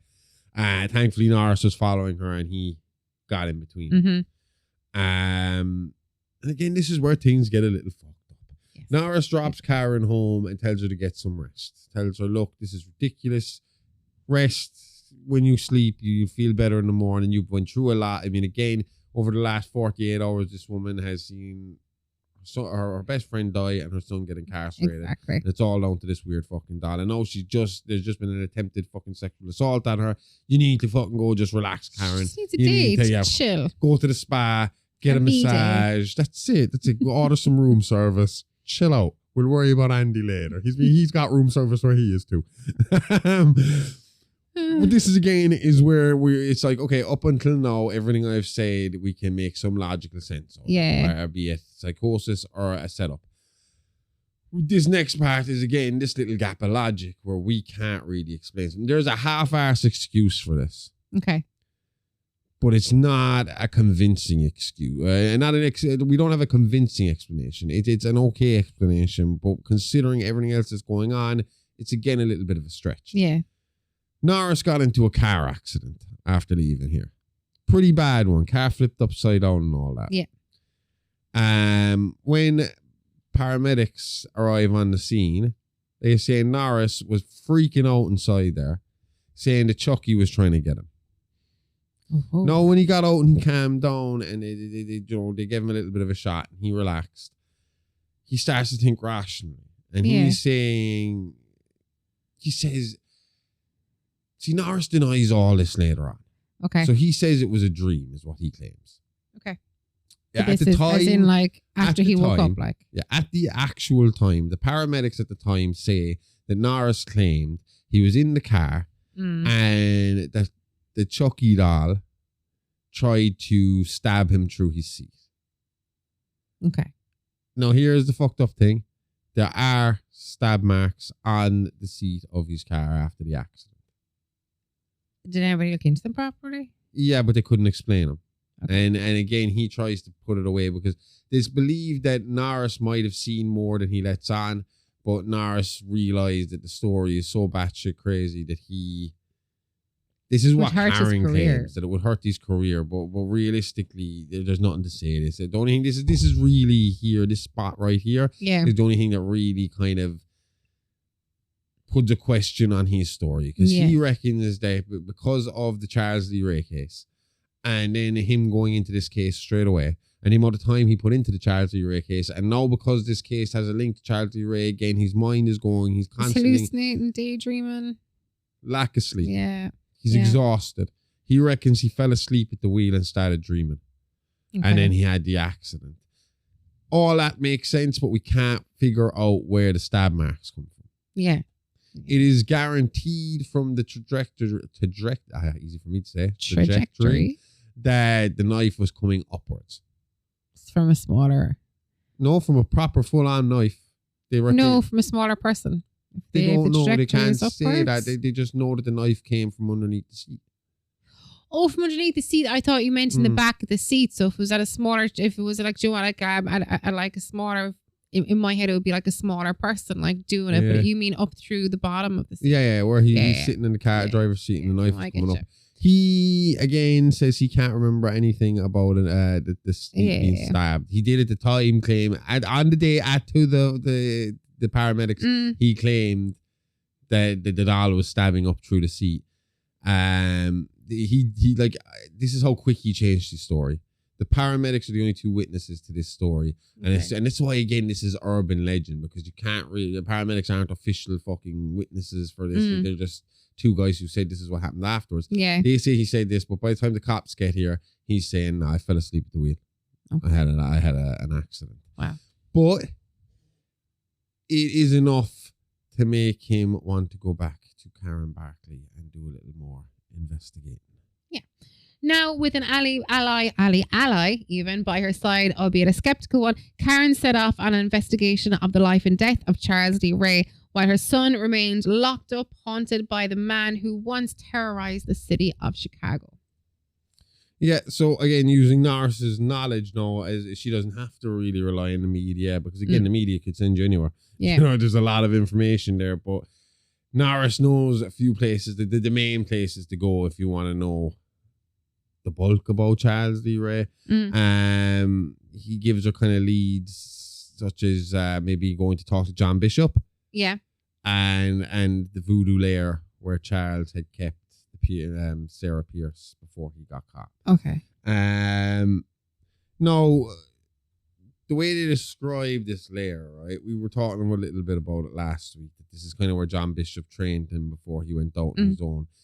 The walls were supposed to be complete artwork. Like this is painted by Charles D. Ray. What is it about serial killers and painting? They love their painting, don't they? I have no idea. But there was murals all over the wall of Charles as this like godlike character. Just him, like? No, John Bishop was up there too. And there was a few other bits and pieces. There was a blonde girl they believe to be Tiffany Valentine now. Alright. Even though Tiff was not involved with his voodoo stuff. That was something he did himself. We talked about last week how he kind of drifted from it when he got to her. Yeah. And then seemed to pick it up on the side by himself again. Again, they found a lot of old fucking chicken bones and bits and pieces there, but there was nothing really hard to go on. Substantial, yeah. They found a few references to John Bishop again, which again led them to believe this is where we need to go next. Yeah. The thing about it is when they get to John Bishop, again, crazy coincidences lining up here, but they walk in on John Bishop's death. John's on the ground, bleeding from his stomach. Looks like he's been stabbed, but his legs have been broken in the meantime as well. And he's babbling. Yeah. Karen Barclay claims that she got up close to Dr. Death, John Bishop, to hear his final words while Mike Norris went to call in the death, like the homicide, he was calling for an ambulance at the time because Bishop was still alive. Yeah. And so Karen again is an unreliable source, and she's going off her narrative again. Could just be all to try and get her kids safe. Exactly. But she says that Bishop claims Chucky did it. This is a common fucking phrase. Chucky did it. So he said that Chucky did it with a voodoo doll. Okay. He claims the legs were broken on it, and then he was stabbed in the doll, and then that's what killed him. Ooh. But then he came looking for help because Chucky was getting stuck in the doll. He needed a vessel. Yeah, logically. He needed to. Apparently, the rule of the curse was, if I'm right, he had to transfer his soul into the first living person he had revealed his true self to, meaning Andy. Oh, I get you. Okay. No, again. Okay. This is what Karen says. Karen's the only one that heard this. Karen's the only one that witnessed this. Mike came back. Bishop's dead. Yeah. And he's just going off of what Karen says as well, all right? Yeah. So a lot of this, again, in my eyes, is a woman trying to save her son. Exactly. Yeah. So obviously, we've mentioned that the thing to make this case stand out is the inclusion of the Chucky, the killer doll, and the death of Charles D. Ray only days earlier. But there have been a lot of cases throughout the years where people have claimed their toys talk to them and move around the room, and a few where the doll has even become aggressive, such as Robert the doll or Annabelle. Yeah, don't piss Robert off. No. But the thing about those cases is that a little work and you can explain or debunk a lot of the claims with science or common sense. And this is what separates the case from the rest. Well, I don't know if you can really explain everything that Robert gets up to. We can explain Annabelle pretty well, but Robert's I'm not going to speak a whole load about Robert because I'm afraid of offending him. Robert's legit. We like Robert. Legit to quit. For Andy and Karen to make this up would have taken great foresight and planning, and it would have been vital for witnesses to see the doll move even a little bit to help verify the crazy tale. Yeah, the rest of the story is full of crazy coincidences again. Like we said, it's not even the rest of the story. This story has been crazy from start to finish.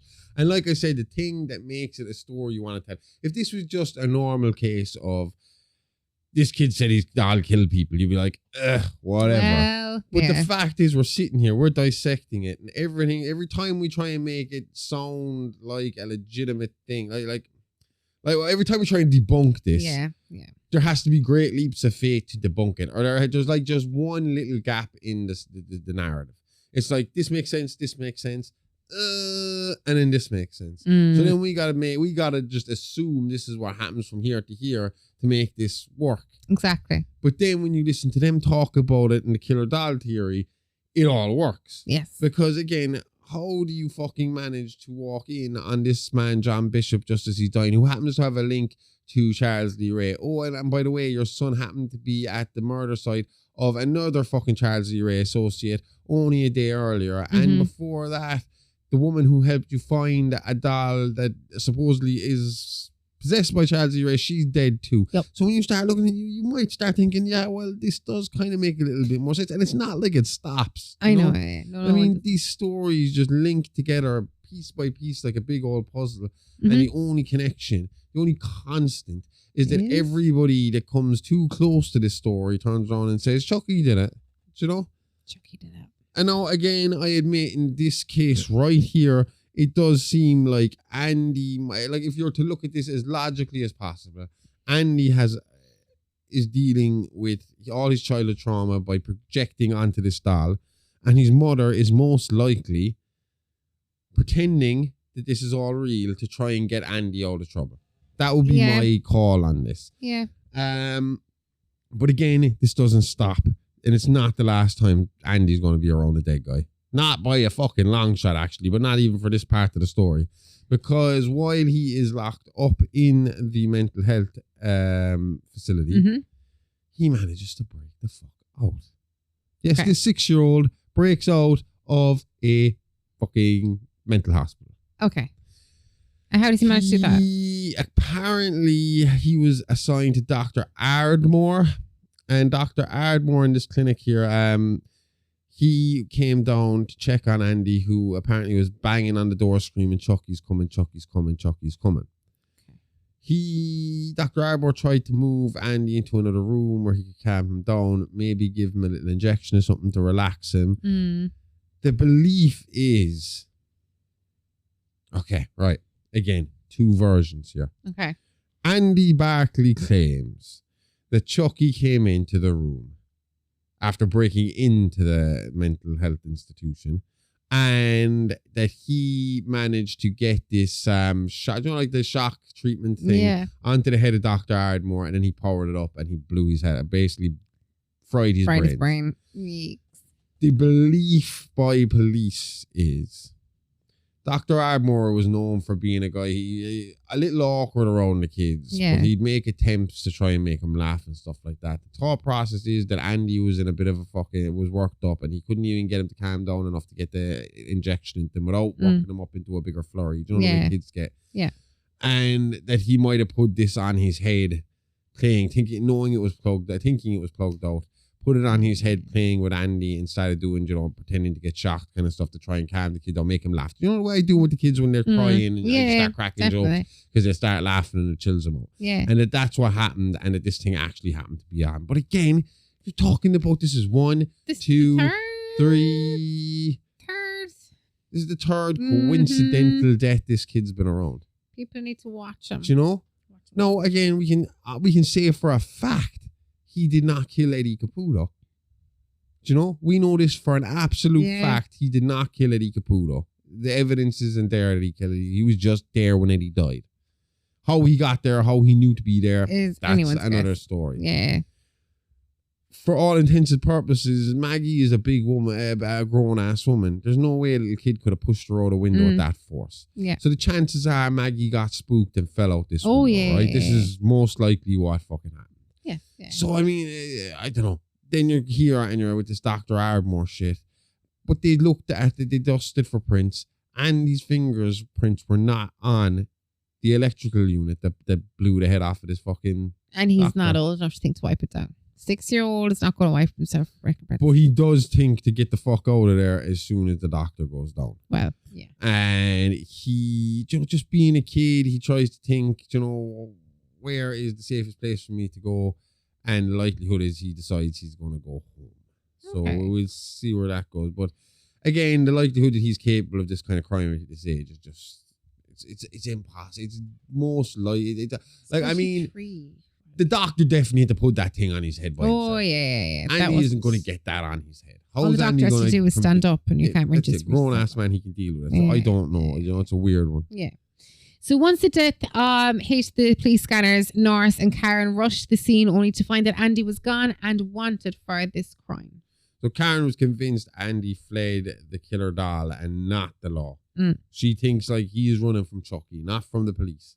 Leading her to suggest Norris that they try and go back to her home. She reckoned, like I said, the most likely place for Andy to go is home, as he might see it as a safe space, even though in my head that's ridiculous because that's where you first met Chucky in the scene of the first crime. So I don't know. Yeah. Children's logic. Do you think if it was all planned that Andy was told to return home after the murder? You think maybe he killed Dr. Ardmore to get out and then he knew to go home because that's what his mother had told him to do? Yeah. Then who's... Yeah. I don't know. I can't call that. Yeah, I don't know. Andy's too small to commit these murders and Karen is constantly with Mike Norris. So if someone else is at play here, then who could it be? Yeah. Again, I will point out the only other serial killer we know who's still in the mix here is Tiffany Valentine. There's not a word about her at this period of time. No. Okay. All we know is that she was brought in and questioned about Charles's involvement, but she was always smart enough to play up the character enough that it was like, I had no idea, you know? Yeah. But if this is modern day, you can justify this happening with Wi-Fi and robotics, right? We could say, like, you know, it's easy enough for even, like, kids with tablets and stuff like that, for somebody to hack in and say what they want. There's people to get in contact through social media and through that and say what they want and get things to say, the program stuff through hacking. But in 1988, that's unlikely. Dolls cried and peed, and that was kind of it. Sometimes they ate. Dolls that used the toilet were cutting edge fucking tech at the time, you know? Yeah. So, I mean, here, who do we have as suspects here? Like, if it's not the doll, and Andy is incapable of doing this, we're looking at two of the cases have to be an accident. We know Eddie Caputo was a case that he did shoot a gun in the air. In the gas fields, yeah. No, if someone killed him, it was just they went in and turned the gas on. Yeah, tampered with it. If someone killed Maggie, it was just they jumped out and said boo. Okay. The doctor, I mean, there was no real struggle there, like, so I can't see how anyone got the helmet on his head.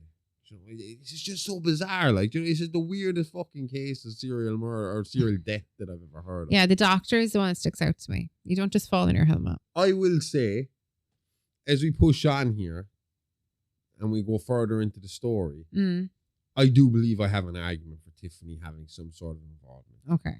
On a long-term scale. Are you going to sit in it or are you going to... just for a little while longer, because I feel like if I start spewing about it now, it won't make as much sense. But when we start getting a bit deeper into it, it's the only person I can logic. Because at the moment you have Karen in play, you have Andy in play. But I think when we go to the next part of the story here, and Karen is taken out of the story a little bit, you have to start thinking there has to be some other influence here. Do you know? Yes, yeah. But again, at this point, Andy's being accused of it, but there is no evidence. There's no hair fibers, there's no fingerprints, there's no fucking nothing. Andy's just there when these things are happening, do you know? Yeah.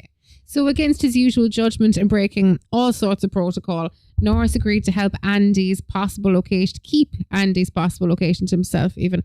He still wasn't sure if what had happened in the car was reality or a dream, but he was determined to find out. And the easiest way to do that would be to get hold of the doll. At least that way he could have the evidence in hand when bringing it to Chicago PD boss, and he would also have Karen and Andy in custody, whether they be in the capacity of victim or criminal. Remain to be seen, though. That's the Chicago PD brass.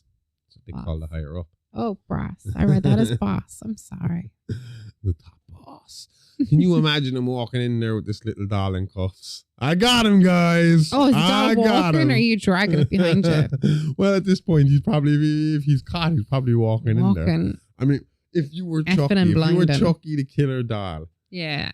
And you're finally busted, they have you caught, this guy has you caught, are you pretending not to be, I suppose you just continue pretending not to be real. Or would you want to be Chucky, the killer doll, and the boy fucking... I think it'd be Chucky, the killer doll, but there'd be a lot of your mother jokes flying out of my mouth while I was walking through. Oh, they're keeping you an experiment on you for life. They're not gonna execute you. So, okay.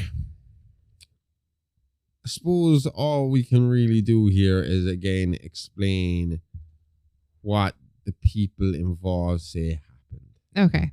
Now, people involved, again, I would say... You have Mike Norris and his partner Jack, and you have Karen and Andy. Yeah. Karen and Andy claim that when Karen got back with Mike Norris to the apartment, and Jack comes in a little later on because Norris calls for backup. And they're inside there. According to Karen, there was an almighty battle between this killer doll and Mike, Karen and Andy. It involves them rushing around the apartment, fucking struggling with this thing. They claim to have set it on fire. Yeah. They claim to have shot off parts of its body. Yeah. They've claimed to have dismembered it. Yeah. And they claim, according to Karen, like even when it was dismembered, the doll's head was screaming at the body and the body was walking around doing stuff. And according to her, John Bishop had told him the only way to kill it was to shoot it through the heart. And she said that Mike Norris shot a damn smack right through the heart. And that was it, gone. And it would die then. Only problem was, that's not what Mike Norris and Jack has to say. They claim that when they got there, the doll was burnt up and in the bedroom because there was blood splatter found on the wall. Yeah. It wasn't really tested to see who it was. They just assumed that it was kind of put down as fake blood in the report. But they said there was blood kind of splattered against the wall behind the doll and a hole through its chest, but it had been melted. It had been set on fire. Okay. And they claimed that the Karen Barclay was crazy and that she had it set up to look like that was the case, you know? Okay. Again, it's weird because later on, like 20 years later, I think it was only it wasn't long ago. Jack, the partner, I can't remember his actual second name because they do keep it close because he tries to keep himself hidden from public now because he did go on record on a few podcasts claiming that Karen Barclay's version of events was the real version of events. Okay. Mike Norris kept his mouth closed for good. Retired from the Chicago PD not long after and just kind of became a recluse himself. Okay.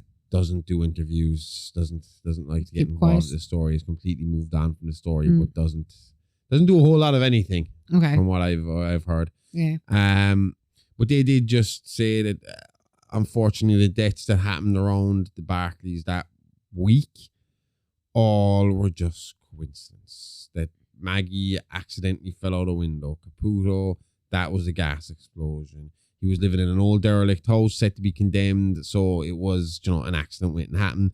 Bishop, well, I mean, the man was called Dr. Death. So, I mean, he hung out with Charles Lee Ray most of the time. So he's untimely death while kind of a coincidence to fall into this time period. And for Karen to walk in on, it's not as big of a fucking coincidence because this guy was going to get killed this way at some point anyway. It's just the way it happened. Yeah. And again, the only witness of his last words are Karen Barclay, you know? And then the Dr. Ardmore thing, that's ruled as an accident as well. And I mean, it is extremely suspicious circumstances. But how do you explain a 6-year-old hooking him up to the electric, what are they called again? The electroshock therapy machines. Mm-hmm. It just doesn't make sense, you know? Yeah. And that's... He didn't fry his own brains. Like. Yeah, it's just the story. It's kind of the whole thing with this story. We keep coming back to the fact that the logical version of this story doesn't make a whole lot of sense. Yeah, no, it But then doesn't. you insert Then, the killer doll into all these parts that don't make sense, and you start to go, maybe. That's so contradictory in itself, though. Insert the killer doll and everything starts to make sense. But that's what I'm saying, like, you know. And okay, I'll give you a little bit of my theory here, right? Okay. Not a whole pie, but a little bit, because we're going to get into this more and more and more. Now we're going to have to kind of gloss over quickly what happened to Andy after this, because this isn't Andy's only fucking brush with Chucky. Okay. And this is something that follows him throughout his life. Oh, it does. And yeah. there's at least 2 more big events around him where there are deaths again. And we'll talk about one of them again in a minute. But I believe someone, like I said already, I believe somebody associated with these crimes has to be pulling the strings somehow. And I think like Tiffany is the only one that could logically make sense. Because as we go on, right, and this is another big thing about the Chucky urban legend, is, as you go on, little bits of DNA from Charles Lee Ray start showing up at crime scenes long after his death. Now, you and me were talking about this earlier in the kitchen. And we were like, well, who's going to have the DNA of Charles Lee Ray? Well, Tiffany could have a hairbrush. Charles had big long hair. You got to assume that guy was brushing it regularly. I'd assume if they were kind of like a dark couple, they might have like blood vials, like voodoo, all that kind of stuff. She could have his DNA. I mean, you know, you don't know with these people what sorts of level of DNA or whatever, but hair would be enough. Stuff to like, make you know, little Charleses. Plenty of stuff he's touched around the house for her to get little casts of fingerprints off of. You know, I mean, it's not out of the realm of possibility. Exactly. And on top of that, there's a very long period of time here from 1980. Was it 1983? Yes, it was 1983. Why do I keep thinking it was 1988? I thought it was 1983. See, no, It's 1983. No. Definite. 1988. Oh, sorry. Tommy died in 1983. It was 1983. Tommy died in Sorry. 83. It was because I knew I was born around the time this was going on. I was born in 1987, so this was 88, Only right? 4 years after the 1983 incident. Oh, I know that, but I'm just trying to figure out I get you. our thing here with him. Yeah. So, where was I going with 1987? You were talking about the DNA and the DNA popping up everywhere. Yes. Yeah. My brain is just fried from all this shit. But yeah, well, how can you your brain is fried. So from 1987 till 1998. Yes. Tiffany Valentine there's no real record of what she's up to. Planted DNA everywhere by the sounds of it. But there are 3 occasions between these 2 times, between 1987 and 1998, where Andy Barclay has been plagued by a good guy doll and murder are in his vicinity. We know Tiffany's a serial killer. Do we believe that Tiffany went inactive in 1988 after the death of Charles Lee Ray? In Charles's memory? No. Because when I say we know about Tiffany in 1998, we know that she murdered someone in 1998, and we know that she herself died in 1998. Maybe she was the type that just couldn't do without him. Not in a bad way, but as in was like she it was... the type to think, I'm going to keep my my boyfriend's, my partner, my love's fucking name to live on. I'm going to make it live on in infamy. I'm going to make him, you know, everybody heard. I mean, instantly she would have heard, like everybody else, this rumor of Charles Lee Ray haunting, or, you know, doing a voodoo curse to get into a doll, right? They're falling amongst these dolls. He was holding one of the dolls. Maybe when he did that chant, he was put into the doll, right? Maybe. She knows that Charles E. Ray does practice this type of religion. Yeah. She knows that Charles does believe in this sort of stuff. So even if she thinks Charles didn't achieve it, would she not think in her own sick, twisted mind, this is a cool way to pay tribute to my man and make him live on in infamy forever? Maybe. Charles, Charles always wanted to live forever. I'm going to make him live forever. I'm going to make his name live forever. And did she start to orchestrate things? And was she talking to Andy and telling him this is what Chucky wants? Maybe.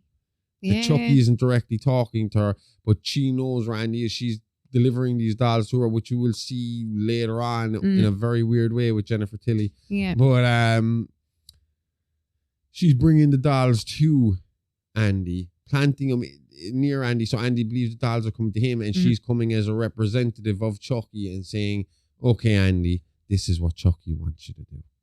And then she's killing these people around Andy, so the people are like, oh my God, the kid's doing it, but she's really orchestrating all this stuff to keep her husband's name or her fucking partner's name alive going forward. Yeah, maybe. Either way, Norris' betrayal sealed their fate, and Karen, who refused to sway from her tale, was held for psychological evaluation, and Andy was removed from his home and placed in the foster care system. The thought at the time was her psychosis mixed with Andy's imagination fueled the Chucky narrative, and that his need to cope with a mentally ill mother made the whole talking doll affair seem extremely real to him. I mean, yeah, I mean, is that what so they're going with the idea that Karen is 100% batshit crazy? I still do believe that she was doing it to try and get her son off. And I think she kind of was successful in that. And I think that's maybe why she stayed on track with the storyline. To get him. Well, if you look here, she gets held for psychological evaluation. All the murders get put off as accidental. So no one's going to jail for this shit. Okay. But her son is no, I suppose actually her son's been taken off her. Surely she'd change her story if she wanted to get out at that point. But if she changes her story, then does she open herself up to the possibility of those charges being changed from accident to murder? Yeah. You know, is it like, oh well, if she's lying about that, what else is she? What is she lying about? And the fact that she's already, you know, like apart from anything else, the cops are mad over there for pinning, you know, perverting the course of just you lied to us, like. You lied to us once. What else did you lie about? So yeah, I can see that. So maybe she's just sticking to the story to, like, you know, help Andy out, I mean, it has been successful in that sense. She has gotten Andy off with whatever the trouble was. Maybe. Like, no, in that case, unfortunately, Andy does end up in foster care for an extended period of time, because she does not get out easy. It takes a very long time to get that woman out of psychiatric. A mental institution. Imagine, but yeah, so I mean, at the time, the Chucky story starts to fade into history, and like I said, Play Pals weren't going to wait around very long. And once that bad press started to die down a little bit and kind of started to turn up on papers more like the National Enquirer, where it was being made fun of rather than being taken seriously. Yeah, Play Pals decide to release another batch of good guys and try and gloss over this whole story. They're thinking like this is gone now. And again, you have to remember back in the 80s and stuff like that, in the 90s, once something was out of the news cycle, it was gone. It was gone, yeah. You know, it wasn't something that stuck with you because you didn't have the internet constantly pumping it in your fucking face. Exactly. So once it was out of the newspapers and after the daily news on TV, you didn't really think about it anymore. So now they wanted to bring these good guy dolls back because the cartoon was still very successful. And they were still, they saw how much money they made the first time around these came out. Yeah. Now, the argument here is, again, side by side, we talked about this earlier on, but according to Play Pals, this is when they eliminated the name Chucky from the dolls. That they had been called Chucky up until this point. There had been a good shot of them called Chucky, like Tommy, like all the rest of them. There was a Chucky one. And at this point, on the re-release, they got rid of the name Chucky intentionally, so that there'd be no link back to the Andy Barclay story. But then the opposition would claim that this is not true, and they again would say there was no Chucky dolls up until 88. And then after 88, when they claimed they'd stopped, they actually released a few of them in amongst the new product so that there'd be a spat of The Chucky dolls Chuckies. out there that they could say, see, we always had them named Chucky, you know? So it was kind of a bait and switch kind of thing that they were trying to do here. But they did hope, really, that there would be absolutely nothing brought up about Andy Barclay. Okay. So they did. The weird thing about it is they went so far at Play Pals as to get when the case was over, they managed to get their hands on the actual doll from the case. They wanted to like give it the whole once over to make 100% sure that there was absolutely nothing had been tampered with. That they could prove themselves in court that they were not liable for what had happened with this kid. Yeah. And this is where it gets a bit creepy again. To prove without a shadow of a doubt that this doll was not haunted. Yeah. They cleaned off the skeleton of the doll. Yeah. To the point where it was just a little steel head and a plushy body. Yeah. And they redid it all up again. So the same doll that had been present at all these murders was the first prototype of the new range of Child's Play, of Good Guy dolls for this company. That's asking for it. But this is why I believe Tiffany had to be involved, right? Because directly after this, the guy in charge is a guy named Greg Madison. Yeah. Greg Madison is found about 2 days after this all kicks off again. Okay. And I'll get into what kicks off again in a minute. But before this all kicks off again, all right, before I get into that, Andy is placed with a foster family called the Simpsons, Phil and Joanne Simpson. And they foster another teenage girl named Kyle. Who apparently had problems fitting in. She's one of the kids that had moved from foster to foster, but she was doing well at the Simpsons house. And they thought because they did so well with Kyle, the foster system, they believed that maybe they could help Andy, who was seen as a difficult case at the time, considering his background. Yeah. So he was placed in there with the Simpsons. Greg Madison, was found strangled about a quarter of a mile away from the Simpsons house. Okay. In a parking lot in his car with a plastic bag over his head. And the plastic bag was tied to the back of the car seat. And how old is Andy at this time again? Andy, this would be 2 years later. Andy'd be 8. Okay. So for 2 years, he was kind of in the foster care system. He was in a group home. But he finally because they had to get him through all this therapy and stuff like that as well. And obviously dealing with being separated from his mother and all that. Anyway, he ends up in the Simpson home, and this man is murdered about a quarter mile away. At the same time, later investigations after everything goes down, because everything that happens here happens very quick. So we're going to go through it really quick. But basically, later on, it was found that a phone call was made from Madison's car phone. Yeah. With somebody inquiring as to where Andy Barclay had been placed. He claimed to be the uncle of Andy Barclay looking to send him a birthday present. Okay, see, I was going to say it could have been Tiffany, but if it's a man... No, unless Tiffany forced Madison to make the phone call before she killed him. Maybe. Do you know, to cover up her, because if she's involved, she is very good at hiding her tracks. Yeah. Because there is no real... Because this is really just my thought process on it. She's the only one out there that has this much information and links to everything to make this work. But at the same time, there was never any witnesses seeing a blonde girl fucking stalking around these things, or there was never anybody... Andy never claimed that there was a woman involved in any of these things. You know? Yeah. Anyway, he's put into this home. This guy Madison, again, this all happens in a couple of days. Madison's body isn't found until after the fact, until all this went down. In the meantime, Andy's placed into a new school. The teacher's found dead there. So again, the teacher, I think it's another case of accidental death, coincidental around Andy. Because the woman is found to have had a heart attack and have fallen over and hurt her. She was pretty screwed up from what we can see. From what we could tell, she was inside in her storage cupboard, organising. I mean, she had a pretty big kind of borderline walk-in wardrobe style closet for, school supplies, balls, rulers, pencils, pens, all this kind of stuff. Fancy dress for the kids and all this kind of stuff for when they're playing you know the way kids learn these days? They get all dressed up and they Role play. Role play it out. Yeah. That's it. And it seems that she had a heart attack and fell on her way out of this room. She was organising the room, had a heart attack. The only thing that was strange about it was they found a little puncture mark on her chest, and they couldn't figure out where that it came from.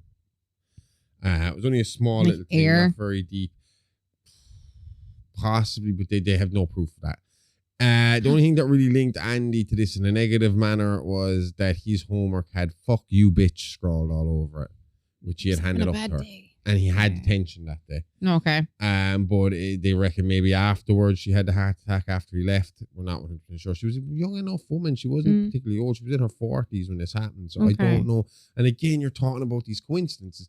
We look at the original run where you have all these people, Maggie, Eddie, fucking Dr. Ardmore. They're all dropping dead in these suspicious circumstances.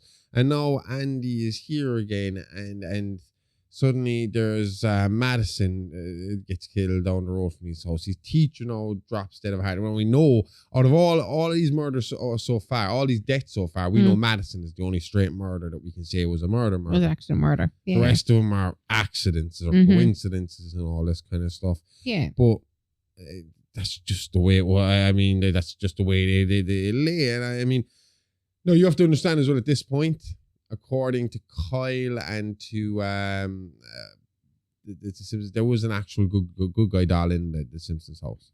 Okay. He was named Tommy. Oh, okay. But he wasn't. He was actually the original. Chucky. Yeah. Apparently, when he first got there, he lost his mind when he saw this good guy doll, ran out of the house. They had to convince him that it was a different doll. They said they'd get rid of it. But apparently Andy was like working in therapy and actively trying to move on from this. So he asked to keep the Tommy doll present. Okay. Later he would start claiming that Tommy doll was Chucky. So yeah. You know, and like I said, this doesn't stop. Andy seems to attract death. Andy seems to be there for everyone's misfortune. Because not long after he gets to the Simpsons house, Phil Simpson is making his way down into the basement one night, trips, falls, dies. Okay.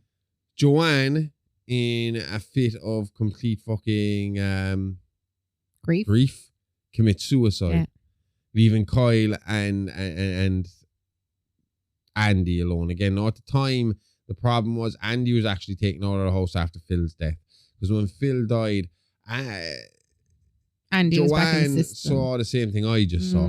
She knew Andy's file. She knew how Andy had been around. And now since he had turned up, his teacher had died and Phil had died. Not suspicious circumstances, but they'd all been in accidents. Coincidence. I mean, if it was you'd be thinking about stuff like movies like The Omen and thinking, shit, did I do this Damien the Devil Child right here? You know? Yeah. Is he doing this true fucking... But in her grief, Joanne sent him away. She was like, take him, I don't want him anymore. He's death. He is death incorporated. He's, you know, everywhere he goes, bad news, take him away. And she commits suicide. For some reason, though, Kyle, who had become kind of in a very short period of time, it was only like about a week or so, had become very attached to Andy and like a big sister to him very quickly. Yeah.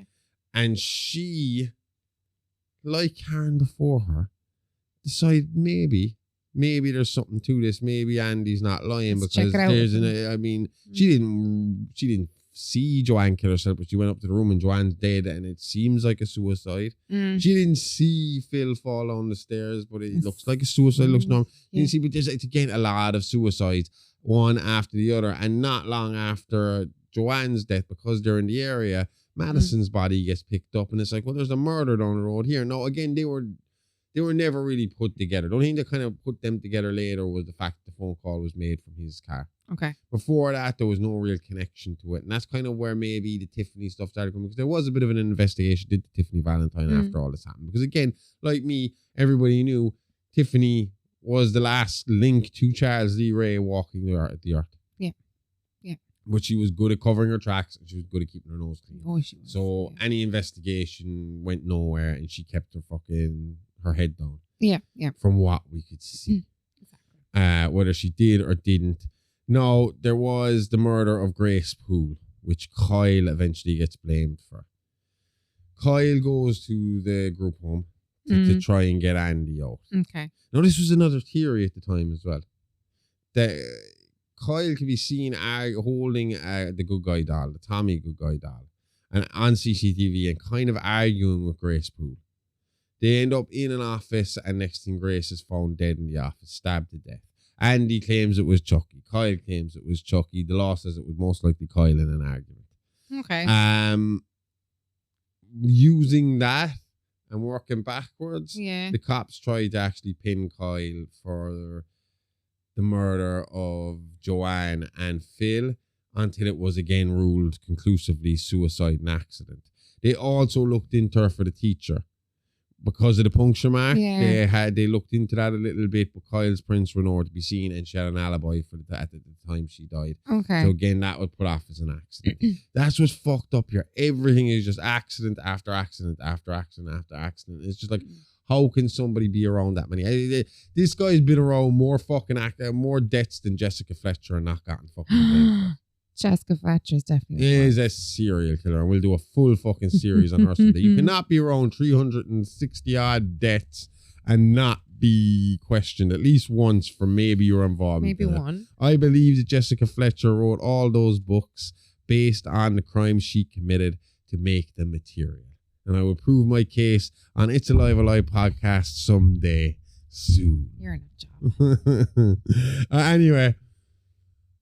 Kyle and Andy were eventually picked up later that night after Grace Poole's murder and after the suicide of Joanne Simpson in a Good Guy doll factory. Okay. Yeah. They were fucking the place up.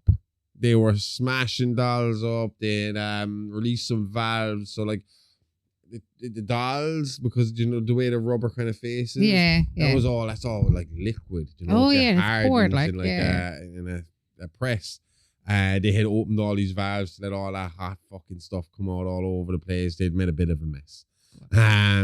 One man actually was killed in this. He kind of didn't know they were there. Oh. They had been fucking with the machines. He actually fell onto one of the machines in the ruckus. And do you know the machines that like they come like when the dolls coming through? Yeah. There's machines for putting the hair on, so that like there's like loads of needles. This was the eyeballs, and it popped fake eyes into this guy. So he died. So Kyle, in the end, was given a manslaughter charge for Grace Poole. Okay. And an accidental manslaughter charge for this guy from her gross kind of misconduct kind of thing that caused the call. You were fucking around to cause death. Yeah. For this man in the factory. She did a little time. Okay. A lot of it was more therapy as well because she was claiming the killer doll was coming away. You hang out with Andy Barclay. One of two things are going to happen to you. You're going to be in a bad accident, or you are going to the crazy farm. Yeah, if you're a mother figure or a sister figure, if you're a familial figure to him, you are going to the nut house. I don't know if you're allowed to say nut house these days, but back then it's the 80s. They were allowed to say nut house. The sanatorium. But and if you weren't familial, you were dead. And it wasn't his fault. It was an accident. I hope this isn't a trend for Andy going forward. I mean, because if this is the type of women he draws into his life, he's going to have a very tough life of it. Yeah. If women hang out with you and have to go to the loony bin afterwards, it's not good for you going forward. No. So, yeah. See, the big difference between Karen and Kyle was the witnesses. If Karen did commit the early crimes, she did a great job covering her tracks. Kyle, on the other hand, was seen at nearly all the crimes scenes with a Good Guy doll in her arms. Nicking it off. Oh, yeah. This paired with her attitude was enough to pin the crimes on her, knowing how it looked and not having a rational explanation. Kyle went on the run and she hasn't been seen in close to 35 years. I thought she went to jail. She didn't. I remember this story. You know, this chick's been fucking harder to find them whitey bulger. Yeah. So the only way officials know she's still alive is phone calls and letters she shared back and forth with Andy over the years. But even with that information, she has managed to constantly elude authorities. Okay, something that actually goes in her favour is the fact that no death has occurred around her since. Mm-hmm. I mean, if police have never been able to catch her, but a few times they've been able to work out where she was after the fact, In all the cases, there'd be reports of suspicious deaths. They'd be able to look around and see does anything fit her MO. Exactly. And I mean, if she's been on the run this long and never actually committed a crime in any years, you'd have to assume that maybe she's got not. But again, then she's only being kind of done for two, not even direct, because that's what I'm saying to you. Definitely, she mightn't have been done for it, but the charges were definitely accident, or was a lesser charge of manslaughter for a pool, mainly because she was a youth and because it was a high tension kind of situation. Yeah. And the second one with the factory worker, that was an accident. They didn't know they'd hurt that man or knocked him into the. They didn't know that what they had done at one end of the factory would always going to cause the death at the other factory. Yeah, I get you. So right now, I will say we got a lot more. I thought we were going to do a lot more in this episode, but we're now heading towards 2 hours. And I thought we'd get through all of Andy's story today. And I'm thinking, no, maybe that's not the right way to go. And then we have a lot to talk about with my idea of a Tiffany link, because Tiffany comes back into the story in a big way later. And there is another couple who tried to pin their crimes on this, and actually might even be the people who... Tiffany is someone who also goes by accidental death.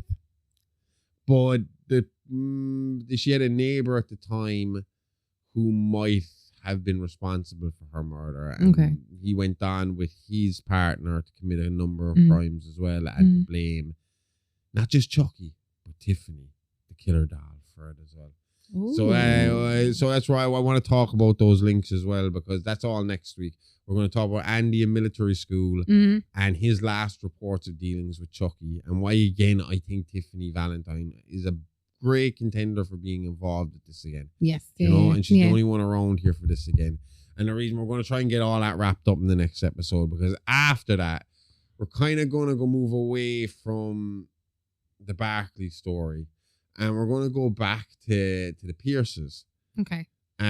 Specifically Nika Pierce, and that was the girl who lost her ability to walk before she was born when Charles stabbed her mother Sarah in the stomach, which we spoke about last year, his last victim. Yeah. And that's it. Nika is Charles's last victim. You know, before she was born, she managed to be a victim of Charles Lee Ray. And we're going to talk about her because she ends up having a very interesting interaction with actress Jennifer Tilly.